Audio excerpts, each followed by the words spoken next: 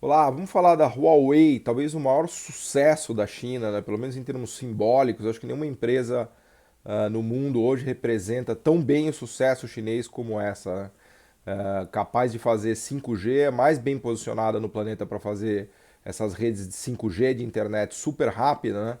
Que é tida como ponto nevrálgico do século XXI, né? As redes 5G já são, né? E serão ainda mais fundamentais para é, tocar o que a gente chama da Revolução Industrial 4.0, da Indústria 4.0, também conhecida como Internet das Coisas, né?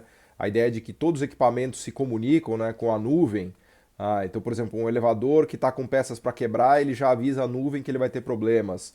Ou máquinas que são controladas remotamente a partir de nuvem, né?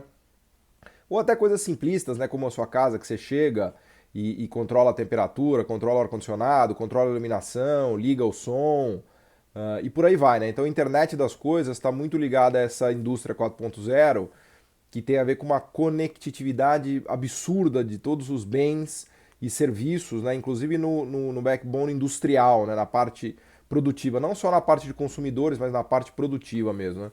E para isso é fundamental ter uma conexão muito rápida, né? Muito veloz, né? Com, com respostas rápidas, né? E aí que chega o 5G. Então já funciona em alguns lugares, né? E a Huawei se posicionou e se colocou como a empresa mais avançada para a implantação dessas redes, né? Ela começou a ser contratada pelo Ocidente, por assim dizer, há uns 10 anos atrás, foi se fortalecendo. A história dela é muito curiosa, eu deixo aqui uma referência, várias referências, né, de várias pesquisas que eu fiz, mas uma que eu vou destacar alguns números aqui para vocês da revista Foreign Policy, com uma matéria muito legal. Mas a história da Hawaii é super é incrível, né? Porque o fundador era membro do exército do Partido Comunista, né? E aí ele criou essa empresa para montar equipamentos de telecom, né? A base, o pilar da Huawei são os equipamentos de telecom, basicamente radiotransmissores, né? E ele montou para ajudar o governo, né, o exército, né, chinês a montar os seus transmissores, porque lembrem que a questão de transmissão de dados é bastante delicada, né? Então é algo que os chineses sempre investiram muito, né? E eles acabaram construindo essas capacidades tecnológicas em comunicação, de equipamentos de comunicação, por conta desse movimento do Estado chinês de ajudar a criar uma empresa privada, mas que tem o sindicato e o próprio partido como sócios, né? E que virou essa gigante mundial. A ponto de hoje, nos Estados Unidos, os agricultores usarem os equipamentos da Huawei para se conectar com satélites e poderem tocar o trabalho deles no campo, né? Quando os Estados Unidos se deu conta, quando o Trump se deu conta, já era tarde demais, porque ele percebeu que nenhuma empresa americana era capaz de fazer o que a Huawei faz em termos de equipamentos de alta velocidade de telecomunicação. E aí, obviamente, que o Trump começou a ficar preocupadíssimo, porque existem questões aí geopolíticas e estratégicas, né? Porque na medida em que esses dados transitam por equipamentos chineses e essa comunicação transita por equipamentos chineses, eles podem monitorar, inclusive, o que está se passando ali, né?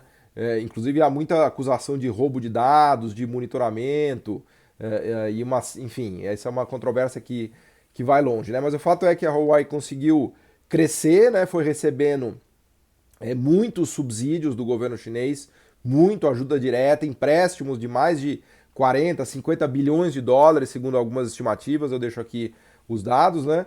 E é uma empresa que foi fundada no final dos anos 80, foi crescendo e virou a potência que é hoje, né? Uma das empresas mais incríveis de tecnologia e de telecom no planeta.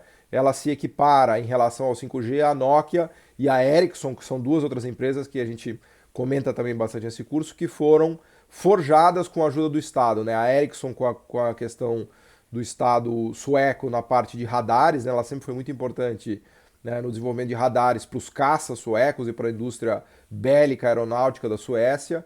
E na Finlândia, a Nokia também teve muita ajuda do governo na história da industrialização e do foco dela depois em equipamentos de telecom, né? A história da Huawei, do avanço da Huawei, mostra pra gente algumas coisas interessantes que eu queria destacar antes de mergulhar nos números da empresa, né?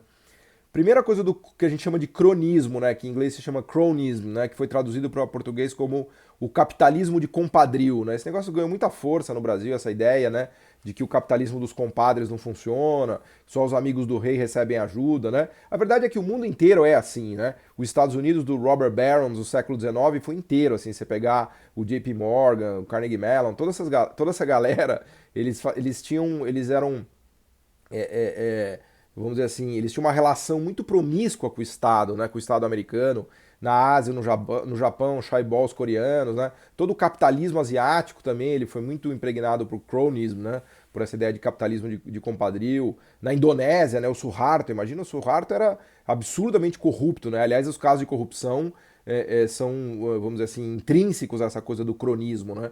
A gente viu muito nos Estados Unidos do século XIX, do Robert Barons, de todo o leste da Ásia, a Indonésia, a própria Coreia, se a gente olhar recentemente os escândalos da Samsung, no Japão também, né? E na China tem muito, muito disso, né? Muito cronismo, né? Muito cronismo, muito capitalismo de compadrio. A diferença é que lá se produziu empresas fantásticas, com domínio tecnológico fantástico, né? E empresas que foram ao mundo conquistar mercados na luta privada, né? Essa é a grande diferença. Então, que há cronismo, não há dúvida. Que há capitalismo de compadrio, não há dúvida.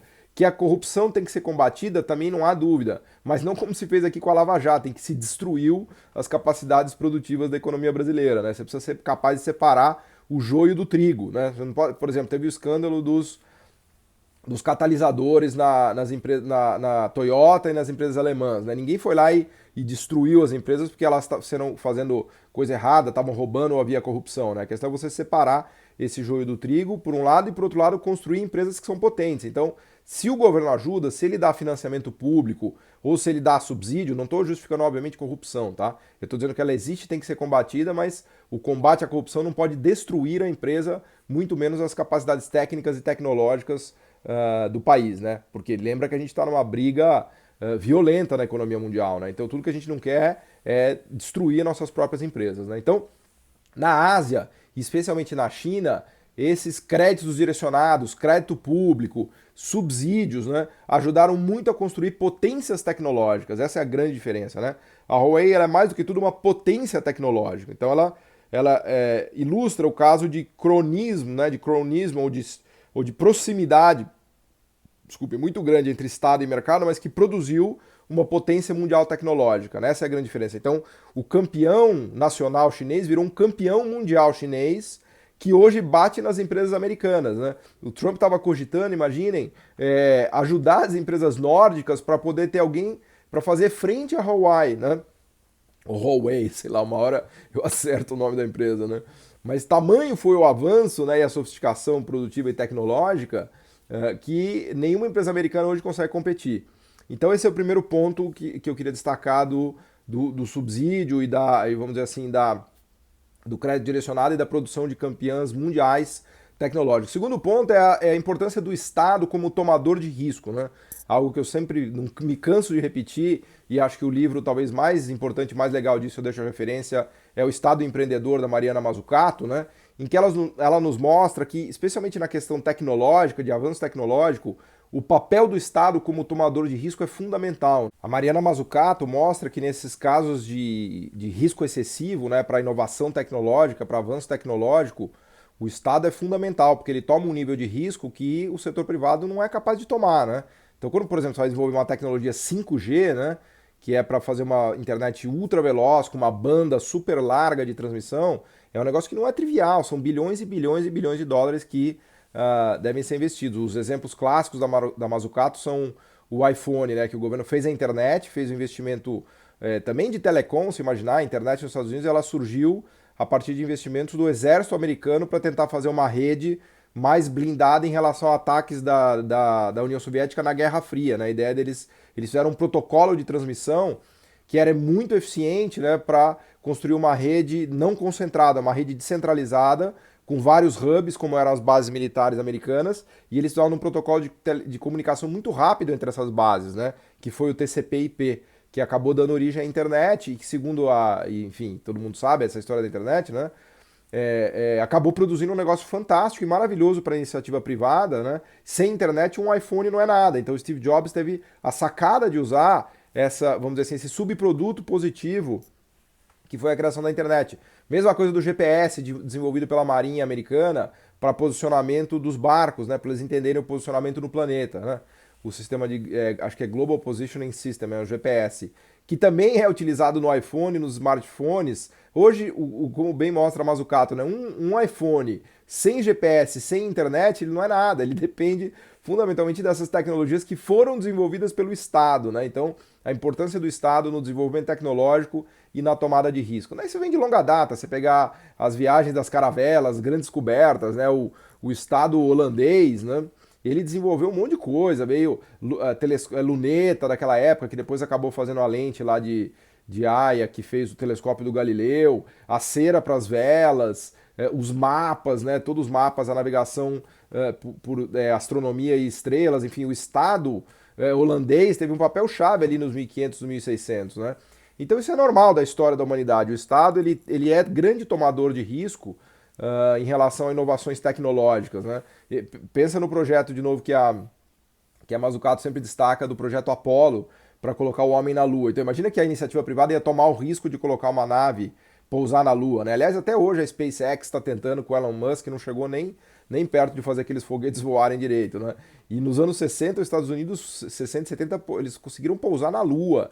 Imagina que feito tecnológico fez. O governo americano destinou 4% do PIB para a NASA ali naquela época, nos anos 60. A NASA recebia 4% do PIB americano. Então imagina a quantidade de inovações tecnológicas que foi feita na época. Tem até o site da NASA até hoje, mostra as inovações que se devem, né? E que eles todo ano ainda produzem, mas naquela época tinha a papinha de bebê que veio da comida dos astronautas, o solado do tênis Nike que veio da bota do astronauta, tecidos, vários tipos de tecido que foram desenvolvidos por conta da viagem para a Lua. O óculos Ray-Ban, né? O tipo de lente também, que era do capacete do astronauta. E quantas coisas, né? Você pegar o próprio Concorde, né? Que foi um investimento maciço do Estado inglês e francês, né? Depois os freios de carbono para conseguir brecar o Concorde, o fly-by-wire, né? Que você conseguia controlar várias coisas do avião por terra e por aí vai. Então a Huawei é mais um exemplo disso, da excelência, né? Do Estado chinês nessa perspectiva do Estado tomando risco em relação a grandes inovações tecnológicas e grandes criações, né? Então é um caso incrível. Eu destaquei uns dados aqui da empresa que realmente quando você olha assim é chocante, como tudo na China, né? Então o último dado de faturamento dela, 107 bilhões, o último dado que eu tenho aqui nessa matéria de 2018, ou seja, uma empresa gigantesca já, 107,3 bilhões de dólares de faturamento. E o que mais impressiona são os dados técnicos, né? A quantidade de engenheiros. Esse é um dado que eu gosto muito de olhar para saber se a empresa é inovadora ou não, né? É a quantidade de engenheiros sobre o total de funcionários da empresa. Então, os centros de inovação da Huawei são impressionantes. Eles têm milhares e milhares e milhares de engenheiros, né? Quando a gente olha aqui as patentes, né? Por exemplo, patentes ligadas à tecnologia 5G. A número 1 é a Huawei, 1.529 patentes até 2018. A número 2 é a Nokia, 1.397, a Samsung, 1.296. Depois vem Ericsson, Qualcomm, LG, Intel lá atrás, 550 patentes, né? Patentes ligadas a todo o ecossistema tecnológico de 5G, né? Outro dado aqui que eu achei muito legal, quais são as companhias no mundo que têm feito mais contribuições técnicas para o desenvolvimento da tecnologia 5G, né? E aí eles fazem uma medida de uma inovação técnica, né? Alguma inovação técnica que fez com que a indústria decolasse. Eles contaram que a Huawei fez 11.423 inovações técnicas, número 1. Número 2 veio a Ericsson com 10.351, né? E lá atrás todas as outras empresas também, coreanas, japonesas e do Ocidente, né? Então toda essa disputa que a gente vê de utilização do padrão 5G na Europa, na Alemanha, nos Estados Unidos, né?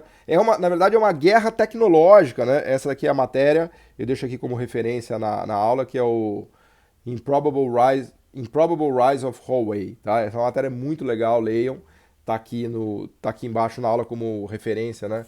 conta uma historinha resumida da empresa. Então, no fundo, o que se trava no mundo é uma guerra tecnológica, né? Uma guerra tecnológica entre países, né? Especialmente agora os que estão na fronteira, China, Estados Unidos, Alemanha, os próprios nórdicos, né? Então, a instalação ou não de equipamentos 5G na Alemanha e na Europa quer dizer muito, né? Para os Estados Unidos quer dizer uma derrota incrível, né? Que os chineses conseguiram avançar na Europa. E no próprio Estados Unidos, né? O Trump já deixou claro que ele não quer 5G da Huawei nos Estados Unidos, mas ao mesmo tempo ele está num dilema, porque as empresas americanas não têm capacidade para produzir o que seria necessário para ter essa rede 5G. Lembrando de novo, né, que o 5G é o ponto nevrálgico da tecnologia do século XXI. Então é uma espécie vou exagerar, tá? Só para me fazer claro. É uma espécie do motor a vapor, né? É como se quem domina a tecnologia do motor a vapor tá numa vantagem absurda, né? Como foi a Inglaterra, que foi dominando essas técnicas e saiu na frente. Depois os Estados Unidos dominou outras técnicas, né? Depois a própria coisa de rádio, de comunicação do início do século XX, né? Quantas tecnologias não foram chave para o desenvolvimento das nações e para fazer com que alguns países ficassem à frente de outros, né? Então, a gente vê aqui testemunho ocular dessa tecnologia 5G nascendo e os chineses gestando essa tecnologia com esta empresa líder capitaneando o desenvolvimento dessa tecnologia e eles vão colher benefícios gigantescos, né? Claramente vão colher benefícios gigantescos nos próximos anos e inclusive eles trabalham já para desenvolver o 6G, né? Vou deixar algumas matérias aqui também sobre 6G, tanto empresas quanto o governo chinês já fazendo o desenvolvimento e pesquisa para o 6G, que seria uma rede ainda mais rápida e mais eficiente. O legal do 5G é que parece que ela consome bem menos energia também, né? Ela é uma banda de comunicação muito mais eficiente. E a Coreia também tentando desenvolver 6G. Então essa corrida tecnológica pela fronteira. E esse é um sinal, como a gente tem dito nas outras aulas do curso, de que a China já se aproxima da fronteira tecnológica mundial, se é que ela já não está, né? Em alguns setores ela já produz a tecnologia de fronteira, né? E esse exemplo aqui de Telecom e da Huawei é talvez o melhor exemplo de fronteira, de produção tecnológica de fronteira da China e nesse capitalismo meio híbrido, né? De Estado e mercado, em que o partido é sócio da empresa, os sindicatos são sócios da empresa, mas a empresa também é de mercado, ela dá muito lucro, fatura muito, é uma empresa gigante, tem muita economia de escala e prova a competência dela nos mercados privados no mundo. Então ela bate empresa americana, bate empresa europeia, bate empresa alemã, bate empresa nórdica, competindo nos mercados, né? Com preços agressivos e com lucratividade incrível, e com muita eficiência, né? Volto a fazer menção ao filme da fábrica americana, né, da Fuyao, que é aquela empresa que se instala em Dayton, naquela cidadezinha em Ohio, e produz os vidros automotivos. E ali você vê, né, um documentário que ganhou o Oscar de 2020, ali você vê a eficiência em concert, né, da empresa chinesa, né, ganhando mercado e lucrativa, altamente lucrativa, produtiva, com escalas de trabalho muito intensas, né, e uma demanda por produtividade gigante que os próprios trabalhadores americanos não dão conta ali, né, de keep up, de trabalhar do jeito que os chineses queriam, né, e lá na China o sindicato e o partido é meio que dono, sócio, está no conselho da empresa, né. Então, a Huawei, campeã nacional, não, campeã internacional da China, né? Uma das empresas mais fantásticas, mais incríveis que a China produziu, faturando mais de 100 bilhões de dólares no mundo e conquistando mercados e espaço na África, na Ásia toda, na Europa, na América Latina, no Brasil está uma discussão enorme que tipo de 5G que a gente vai usar, se será se os fornecedores e o padrão nosso será dos finlandeses da Nokia, dos suecos da Ericsson ou dos chineses, né? Olha que incrível também, os suecos e os finlandeses são países de 5, 10 milhões de habitantes, conseguiram produzir uma tecnologia também na fronteira, né? Só que ali é fácil, por isso que a renda per capita deles é de 50 mil dólares, né? Fácil que eu digo no sentido de que eles têm 5 ou 10 milhões de pessoas envolvidas nessa produção fantástica, né, de bens e equipamentos e serviços muito, muito high-tech, né? E a China, claro, mas a China já é um país gigantesco, com mais de 1 bilhão de habitantes, por isso que a renda per capita dela é muito menor, né? Tá na casa dos 15 mil dólares, como a gente viu nas outras aulas, enquanto que Suécia e Finlândia já vão lá para casa dos 50 mil dólares de renda per capita ano, tá? Então eu deixo várias referências aqui, uma matéria resumida que eu escrevi, algumas matérias mais longas sobre a Huawei, e enfim, fica a dica para vocês estudarem mais. É uma empresa incrível, né? Um exemplo, um símbolo inequívoco do sucesso do desenvolvimento econômico chinês, ok?